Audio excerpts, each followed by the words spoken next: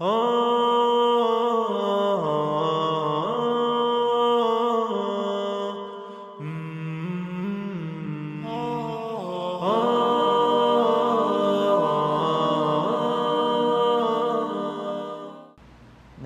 wa nusalli wa nusallimu ala rasulihil kareem wa ala alihi wa ashabihi wa man tabi'ahum bi ihsanin ila yawmiddin. Faqad qala Allahu tabaraka wa ta'ala fil Qur'an al-Kareem wal Furqan al-Hamid. A'udhu billahi minash shaitanir rajim. Bismillahir rahmanir rahim. Idha nudiya lis-salati min yawmil jumu'ati fas'aw ila dhikrillahi wa dharul bay'. Wa 'an an-nabi sallallahu alayhi wa sallam قال من اغتسل ثم أتى الجمعة فصلى ما قدر له ثم انصت حتى يفرغ من خطبته ثم يصلي معه غفر له ما بينه وبين الجمعة الأخرى وفضل 3 أيام. رواه مسلم. صدق الله مولانا العظيم وصدق رسوله النبي الكريم ونحن على ذلك من الشاهدين والشاكرين الحمد لله رب العالمين. سبحانك لا علم لنا إلا ما علمتنا إنك أنت العليم الحكيم. رب اشرح لي صدري ويسر لي أمري واحلل عقدة من لساني يفقهوا قولي. ربنا يسر ولا تعسر وتمم بالخير وبك نستعين يا فتاح ربي زدني علما. اللهم صل وسلم دائما أبدا ala habibika khairil khalqi kullihimi. My dear respected brothers and sisters in Islam, we continue inshallah with the topic of the Jumu'ah Khutbah, the Friday sermon and the Friday prayer. We have been mentioning different types of rulings as we went along, and we will continue today inshallah on the topic of Jumu'ah Khutbah and Jumu'ah Salah with regards to different rulings of different aspects of it. We will begin by mentioning the Jumu'ah Khutbah and Adhan and Salah at the time of the Rasul sallallahu alaihi wasallam. In the time of the Rasul sallallahu alaihi wasallam, once the people had been gathered, he used to enter the mosque and make salam to all those present. Sayyidina Bilal radiyallahu ta'ala anhu used to call out the Adhan. People at the time of the Rasul sallallahu alaihi wasallam, they would gather because they knew and understood it was the time of Jumu'ah. And at that time, there was only one adhan, the adhan in front of the khatib, in front of the Rasul sallallahu alaihi wasallam. So Bilal would call out the adhan, and on the completion of the adhan, Nabi alayhi salatu wassalam used to immediately stand up and deliver his khutbah. Until the member was not constructed, he used to take support from his staff. Occasionally, he used to place the staff against a pillar which was near the mihrab from where he used to deliver his khutbah, and then lean against it. After the construction of the member, Maulana Shafali Tanvi rahmatullahi alayhi in Bahishti Ziwar, he is of the opinion that there is no evidence that he used to take support from the staff. The ahadith of the Rasul sallallahu alayhi wasallam makes it clear that Nabi alayhi salatu wasalam used to use the staff before a member was constructed. Thereafter, Nabi alayhi salatu wasalam, when the member was constructed, it says that he never used to use the staff. He used to use the member. But some of the scholars, my dear respected brothers and sisters, are of the opinion this does not mean that a staff cannot be used while giving the khutbah. And some people, they think that the using the staff is wrong. However, in Imdad al-Fatwa, the question has been asked if a person can use the staff in his hand while delivering the khutbah. And the answer was given that Durr Mukhtar tells us that it is makruh to lean on the staff, but Raddul Muhtar has presented two ahadith from Abu Dawood and Muhit, which shows that it is sunnah to hold the staff. And some hold the view of Raddul Muhtar, which states that it is permissible to hold the staff. And scholars have these two views. Some are of the opinion that it will be makruh to hold the staff because the ahadith gives an indication that Nabi alayhi salatu wasalam left it out. Some would be of the opinion one can use the staff because it is evident that Nabi alayhi salatu wasalam used to use the staff whether before or even after the khutbah, the member was built. Nevertheless, my dear respected brothers and sisters, this is not something whereby we should be hard and fast about, harsh against, whatever have you. There are ulama that are for, there are ulama that are against. We can use it sometimes and leave it out sometimes. If a person uses it many a time, yet still there are adillah for it, inshallah, and there is proof for it. Nabi alayhi salatu wassalam, he used to deliver 2 khutbahs and sit down for a while in between the two. When sitting down, he did not engage in any conversation, nor did he make any supplication. On completing the second khutbah, Sayyidina Bilal radiyallahu ta'ala anhu used to call out the iqamah, and the Prophet sallallahu alayhi wasallam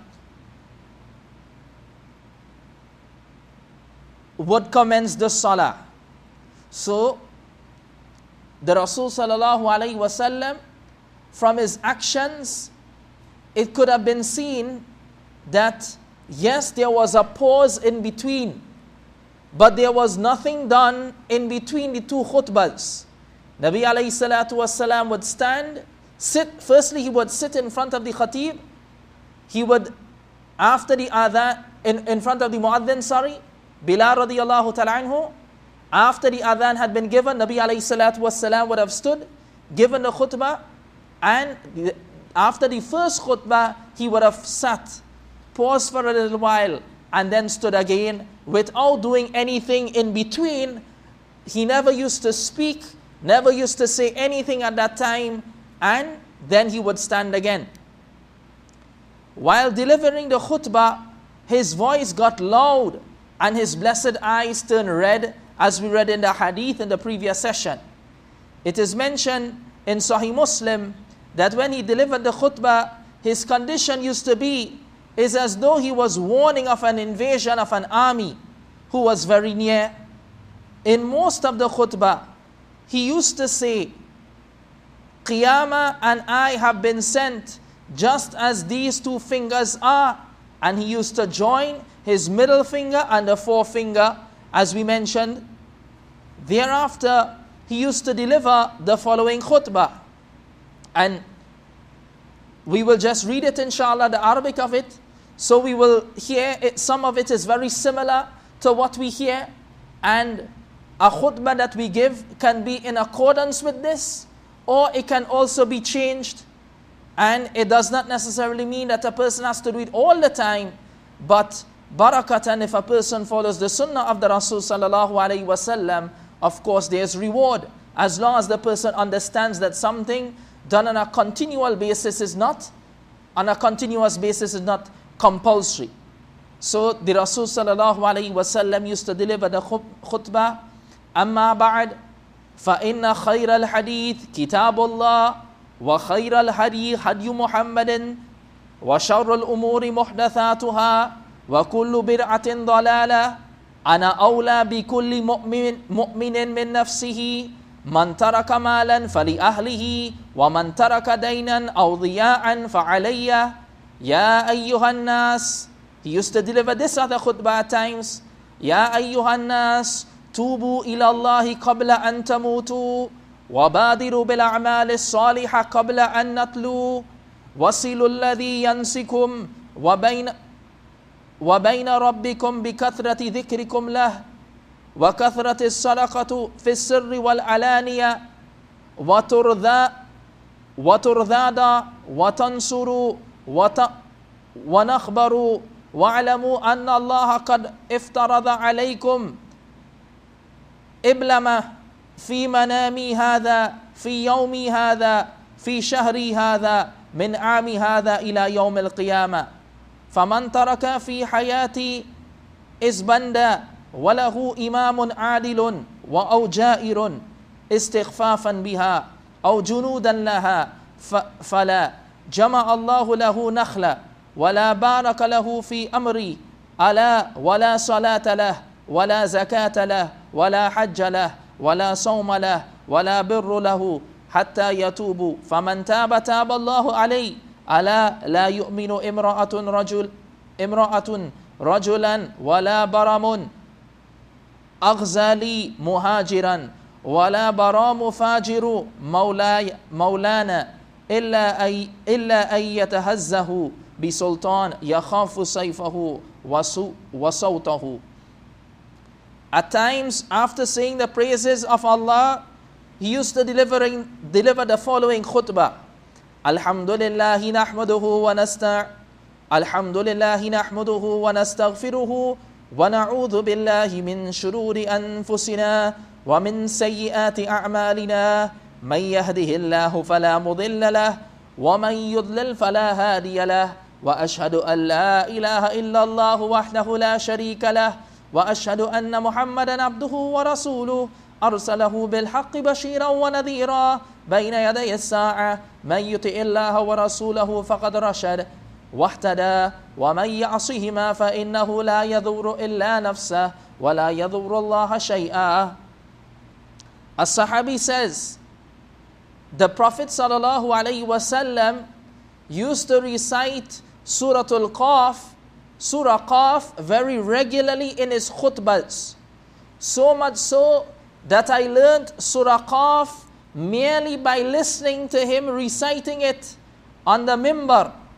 At times he used to recite Surah Al-Asr, Wal Asr innal insana lafi khusr, until the end. And at times he used to recite the following verses on the mimbar. A'udhu billahi minash shaitanir rajim, bismillahir rahmanir rahim. لا يستوي أصحاب النار وأصحاب الجنة أصحاب الجنة هم الفائزون ونادوا يا مالك ليقضي علينا ربك قال إنكم ماكثون.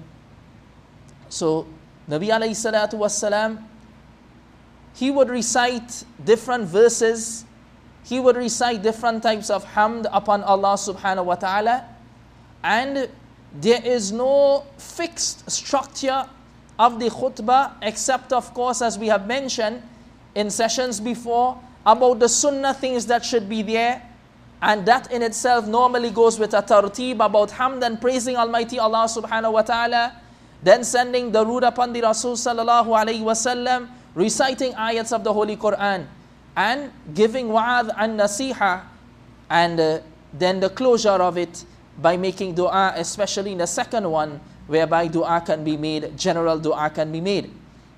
So it's nothing fixed, but Rasulullah sallallahu alaihi wasallam at different times he would deliver the khutbah and mention different things. He would warn the people, as it mentions. He would tell them about taqwa, he would tell them about tawbah, and different things he used to mention in the khutbah.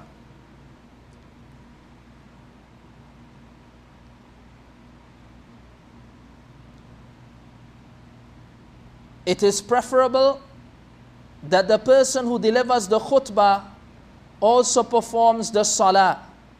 However, it is permissible for someone else to perform the salah. It is preferable for the one delivering the khutbah to perform the salah as well. But it is also permissible for somebody else to lead the salah, especially if there is any valid reason. It is sunnah to call out the iqamah and commence with the salah immediately after the completion of the khutbah. It is makruhun tahriman to engage in any worldly activity between the khutbah and the salah. If there is a very lengthy gap between the khutbah and the salah, it will be necessary to repeat the khutbah. However, if the delay is caused because of a religious need, like to show someone a ruling, or the wudu of the imam broke, or he went to make wudu, or after delivering the khutbah, he realized that he had to have a bath, so he went to have a bath.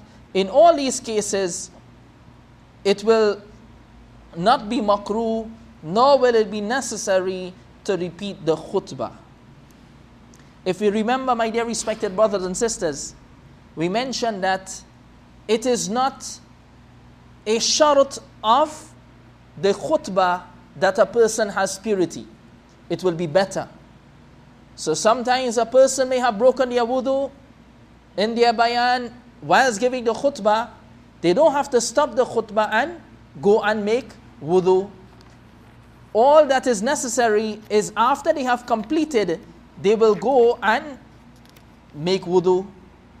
So some examples has been given here with regards to, at times there may be a need to delay from the khutbah in itself and the performance of the salah. It is makruhun tahriman, as Maulana Shafari Tanvi rahmatullahi alayhi is mentioning here, to have any type of activity between the khutbah and the salah. Immediately from the member, the imam comes down and he should proceed to the musalla and perform the salah. And this is the normal thing. Alhamdulillah, thumma alhamdulillah, this is what people normally do. So we should not make any gap between the khutbah and the performance of salah. So much so, it has been mentioned here, if there is a big gap, then it would be necessary to repeat the khutbah. But again, if the need is the imam broke his wudu, so now he has to go and make his wudu and come back, then there is no need to break the khutbah. If it is an account of sitting and waiting for a particular imam to come and lead the salah, if it is, there is no need to do that, then it should not be done. Except, of course, again, the person who was delivering the khutbah, he was on the member and he broke his wudu, he went outside there, he had to perform a ghusl because he realized that he did not perform a ghusl and there was a need for him to perform a ghusl. He realized he was not in a state of wudu, so he went to make wudu. In these cases, it will be allowed to have a delay between the khutbah and the salah in itself. This actually stems from an ikhtilaf between Imam Abu Hanifa rahmatullahi alayhi and Sahibain and the other scholars, wherein there is a hadith of the Rasul sallallahu alayhi wasallam reported by Imam Tirmidhi rahmatullahi alayhi, which states that كان النبي صلى الله عليه وسلم يتكلم بالحاجة إذا نزل عن المنبر. That Nabi alayhi salatu wasalam, he would speak only on account of a need when he descended from the member. So the majority of the scholars are of the opinion that before the khutbah and after the khutbah, it's permissible to speak. Like Imam Malik, Imam Shafi, Imam Ahmad, Imam Ishaq, and Imam Abu Yusuf and Imam Muhammad rahmatullahi alayhi. Imam Abu Hanifa rahmatullahi alayhi, however, is of the opinion that until the khutbah does not end, until the salah does not end, there should be no kalam, no salam. When the imam goes on the minbar, Nabi alayhi salatu wasalam, there used to be complete silence, as we have mentioned before, even about faqad laghawta, about anyone doing amr bil ma'ruf and nahyan and munkar. And this is extended according to Imam Abu Hanifa rahmatullahi alayhi by not only when the imam finishes delivering the khutbah, but until the completion of the salah. In the duration of the khutbah, after the completion of the khutbah, and until the completion of the salah, there should be no kalam. Jamhur al-ulama, they use the hadith that Imam Tirmidhi rahmatullahi alayhi has used as a dalil. However, this hadith is da'if. According to the scholars, even Imam Tirmidhi rahmatullahi alayhi himself, and Imam Tirmidhi rahmatullahi alayhi has extracted the opinion of Imam Bukhari rahmatullahi alayhi with regards to this tradition and with regards to certain aspects of the changes of the wording and so on. And which Rawi had a doubt about what had been said, and they have mentioned it actually possibly refers to another incident and not actually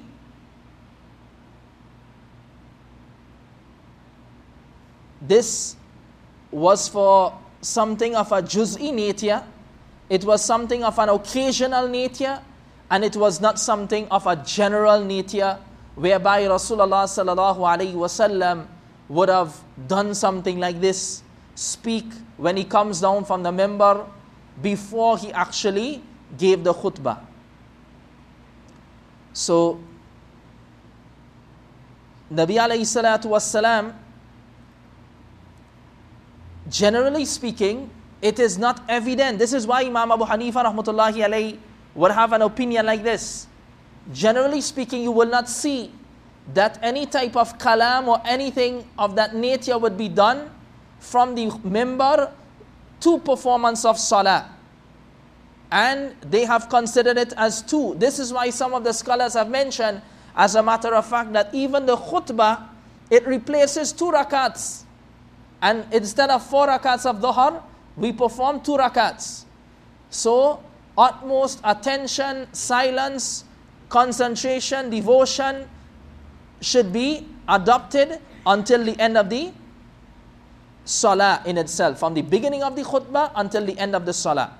When we are making intention to perform the Jumu'ah prayer, intention of course is by the heart. We do not need to say it by the tongue. We will see in some kitabs it mentions, I intend offering 2 rakats fard of the Friday prayer. It means that in our intention, when we make up our minds, it must be understood that we are going to perform fard salah. It's not just, well, I will pray because everyone is praying and it doesn't matter what I intend to pray. There's a difference between nafil salah. Stand and perform 2 rakats, whether the intention was strong or meaning that whichever nafil rakats we wanted to perform, or optional rakats, tahiyatul wudu, tahiyatul masjid. If after we perform 2 rakats and now we are in a doubt, was that 2 rakats of tahiyatul masjid? Was that 2 rakats of tahiyatul wudu? This is not really any weighty debate or any weighty argument, because it doesn't really matter. Because as long as we, mashallah, intended to perform salah, that generality of intention will suffice for nafil salah. But for fard salah, wajib salah, we have to have a clear, distinct intention. And it means that we must know what we are going to perform. So much so, the scholars have mentioned that if a person is going to perform dhuhr salah, but he intends in his heart to perform asr salah, or vice versa, then that salah will have to be repeated if it was not just a mistake of words, but the person in reality intended to perform another salah. Right? So this is why it has been mentioned here. And sometimes in the books it is mentioned that, a person should say, we explain that in Kitab al-Salah, it is not necessary that a person say it by words. But if a person, wants to fortify their intention, has been mentioned in the books of fiqh, a person wants to fortify their intention, there is no harm in saying, inshallah, oh Allah, I intend to perform 2 rakats of fard for Jumu'ah. And that will verify what the person has in their heart. But really and truly, if a person does not say it with their tongue, but they have that intention in their heart, as we say we made our intention in our minds, then that will suffice, inshallah. That is what is necessary. It is preferable for all the people to get together and to offer Friday Salah in one mosque. However, it is permissible for the people of one's place to offer their Salah in several mosques. So if sometimes you have masajid, as we have mentioned previously, they may just have a few people attending those salawat. In those particular masajid, very rare you will get many people coming to those masajid. So sometimes they may opt to go to a bigger masjid to perform their Jumu'ah Salah. But even if they were to perform Jumu'ah Salah in their masajid, it would be permissible. If a person joins the Salah in the last qa'dah, at the time of reciting At-Tahiyyat, or after Sujood al-Sahwi, his joining the congregation will be correct, and he will have to complete the Jum'ah prayer. He will not have to offer the Dhuhr Salah. According to the Hanafi jurists,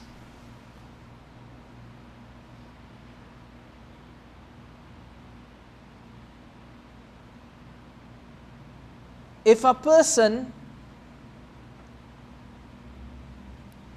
before the last salam of the Imam,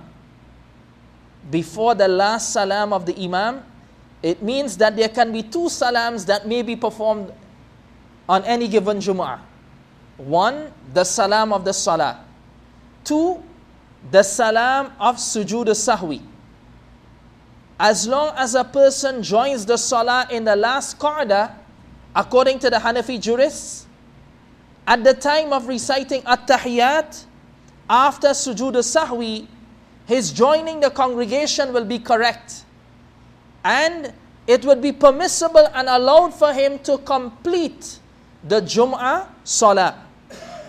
He will not have to offer the Dhuhr Salah. And as we were mentioning, if a person sat down, but before he could sit down, the Imam said salams, then he cannot join the Jum'ah Salah. He missed it. But what is being said here, even in the At-Tahiyyat position, he finds the Imam, he says Allahu Akbar, and he sits with the Imam before the Imam can say Assalamu alaikum wa rahmatullah to the right. Then he will now stand up as a masbuk and finish 2 rakats of Salah. He will stand up as a masbuk and finish 2 rakats of Salah. Even if after the salam, Assalamu alaikum wa rahmatullah, and then the Imam goes down, Allahu Akbar, it is not the salam to complete the Salah, but it is the salam of Sujood al-Sahwi. Sujood al-Sahwi, as we mentioned in those sessions, it actually obliterates the last sitting. And when a person does that, they need, according to the Hanafi jurists, to repeat back At-Tahiyyat until the end. They cannot just give salams. Because the ruling, according to the Hanafi jurists, is that in itself wipes off the last sitting. What is the last sitting? As has been narrated in the hadith to Abdullah ibn Mas'ud radiyallahu ta'ala anhu, إِذَا قُلْتَ هَذَا أَوْ فَعَلْتَ هَذَا فَقَدْ تَمَّتْ صَلَاتُكَ. When you say like this or you do like this, then your salah is completed. Sit in the last sitting for the amount of At-Tahiyyat. But what we are saying, the exception to that rule, a person gives salams for Sujood al-Sahwi. Then they say Allahu Akbar, Allahu Akbar, Allahu Akbar, Allahu Akbar. And now they are sitting there and they are going to recite At-Tahiyyat again. The person didn't reach the Imam to perform with the Sujood al-Sahwi. He reached the Imam after the Sujood al-Sahwi, but before the Imam could give Assalamu alaikum wa rahmatullah for the salam to finish the salah, yet still his Jum'ah salah will be in order. He will have to finish the salah as a masbuk, stand and complete the salah as a late comer to that salah. With regards to the sunnah before Jum'ah Salah and after Jum'ah Salah, there are different ahadith that mentions about the sunnahs before the Jum'ah and after Jum'ah. The hadith we began with from Hadha Abu Hurairah radiyallahu ta'ala anhu, he says, Man ightasala yawm al-jum'ati, man ightasala thumma ata al-jum'ata fasalla ma qudira lahu thumma ansata hatta yafrugha min khutbatihi thumma yusalli ma'ahu ghufira lahu ma baynahu wa bayna al-jum'ati al-ukhra. Whosoever takes a bath, he comes to the Jumu'ah and he performs whatever has been ordained for him. He remains silent until the Imam finishes from his khutbah and he performs salah with the Imam. Will be forgiven for him what is between this Jumu'ah and another Jumu'ah. Rasulullah sallallahu alayhi wasallam has mentioned in a hadith, Man kana minkum musalliyan ba'da al-jum'ati falyusalli arba'an. Whosoever wants to perform salah after the Jum'ah prayer, let him perform 4 rakats. A hadith of Hadha Abdullah ibn Umar radiyallahu ta'ala anhu. That hadith has been reported by a Jama' of Muhaddithin except Imam Bukhari rahmatullahi alayhi.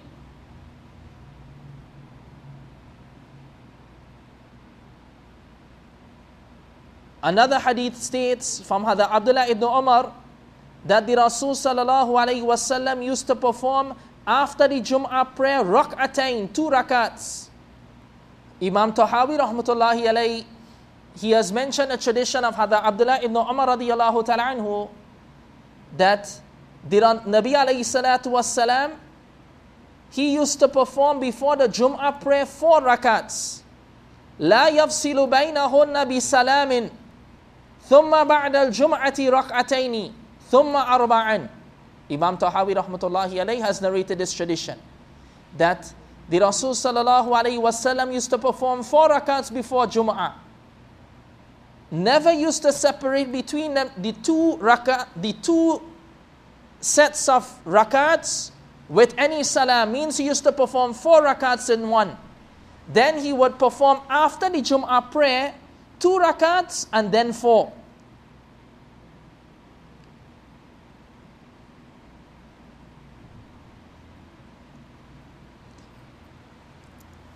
So with regards to this also, there are ikhtilaf with regards to how many rakats should be performed after the Jum'ah prayer.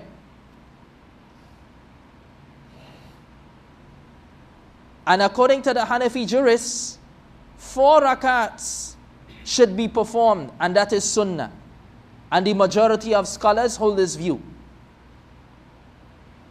Imam Shafi rahmatullahi alayhi is of the opinion that 2 rakats is sunnah before the Jum'ah prayer. With regards to the sunnah after the Jum'ah prayer, some scholars are of the opinion it is only sunnah to perform 2 rakats, like Imam Shafi and Imam Ahmad rahmatullahi alayhi. They use dalil of Hadha Abdullah ibn Umar radiyallahu ta'ala anhu that Nabi alayhi salatu wassalam used to perform 2 rakats after the Jum'ah prayer. Imam Abu Hanifa rahmatullahi alayhi is of the opinion that after the Jum'ah prayer, 4 rakats is sunnah. And he uses as dalil those traditions that says, Man kana minkum musalliyan ba'da al-jum'ati falyusalli arba'an. Hadith of Hadha Abu Hurairah radiyallahu ta'ala anhu, linking it to Rasul sallallahu alayhi wasallam. Then you have Sahibain, Imam Abu Yusuf and Imam Muhammad rahmatullahi alayhi, who are of the opinion that after the Jum'ah prayer, 6 rakats is sunnah. And they use as dalil hadith of Hadha Ata radiyallahu ta'ala anhu.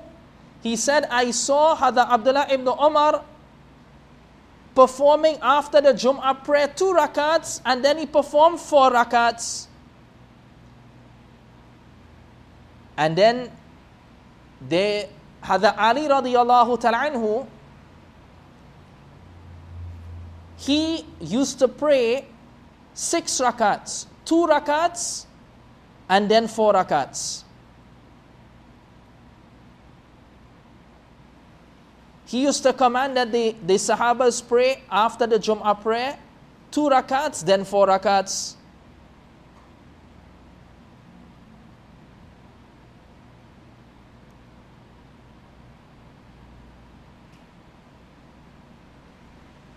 And in Muniyatul Musalli, Alama Ibrahim Halbi rahmatullahi alayhi has mentioned that the fatwa is given upon Sahibain. And this is why many a times when you see a chart about Jum'ah prayer, you will see after the Jum'ah there's 2 and 4 or 4 and 2 as the case may be. 6 rakats after the Jum'ah prayer. With regards to the tartib, do we perform 2 before the 4 or 4 and then 2? Some Hanafi scholars have said we can perform 4 rakats and then 2 rakats. And some have mentioned we can perform, and they say that is better. After the Jum'ah prayer, perform 4 and then 2. Some have mentioned that it is better to perform 2 and then 4.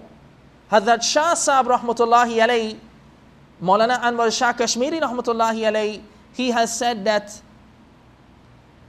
it is best to perform 2 and then 4 because the traditions of Hadha Ali radiallahu ta'ala anhu, the athar of them, and Hadha Ibn Umar radiallahu ta'ala anhuma, it has given evidence to the performance of 2 rakats and then 4 rakats.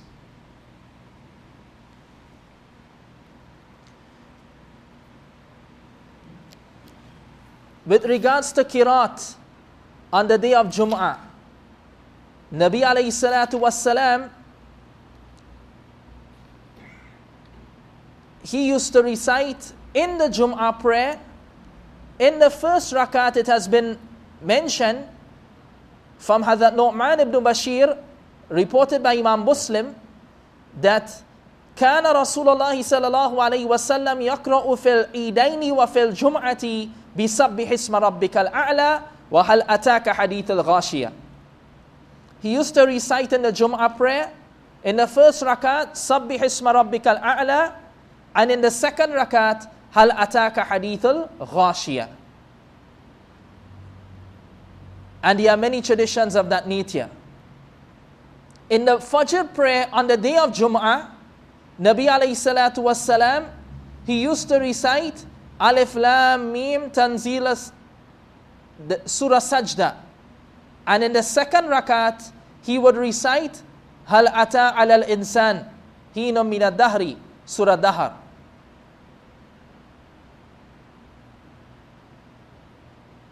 In other riwayats, he used to recite in Salatul Jum'ah, Suratul Jum'ah and Suratul Munafiqun. Nabi alayhi salatu wassalam never restricted the recitation of any particular surah in any particular salah. So we can recite anything inshallah, but sometimes to be in accordance with the sunnah, we recite these surahs. And we can also leave it out. It is permissible to leave it out. But with the intention of following the sunnah of the Rasul sallallahu alayhi wasallam, we also recite it. With regards to Alif Lam Mim Sajda, Surah Sajda and Surah Dahar in the morning prayer, Mufti Zarwali Damat Barakatuhu used to mention to us that there are traditions also that Nabi alayhi salatu wassalam kana yudimu ala dhalika, that he would be continuous upon the sunnah of reciting Alif Lam Mim Sajda and Surah Dahar. But again, it is on the daraja of sunnah, it is not compulsion. So therefore we can recite Surah Alif Lam Mim Sajda, Surah Dahar in the second rakat of the Fajr prayer, or we can recite otherwise, as long as we fulfill the criteria of recitation of Quran. As long as we fulfill the criteria of recitation of Quran.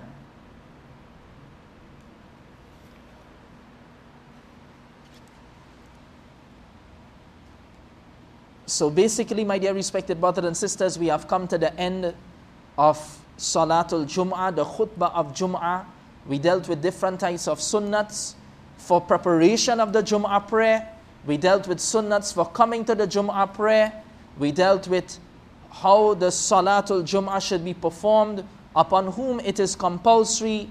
We dealt finally about the khutbah of the Rasul sallallahu alaihi wasallam, how Nabi alayhi salatu wasallam would deliver this khutbah, certain things he would mention in the khutbah, and we ended off with certain rules about the Jumu'ah khutbah.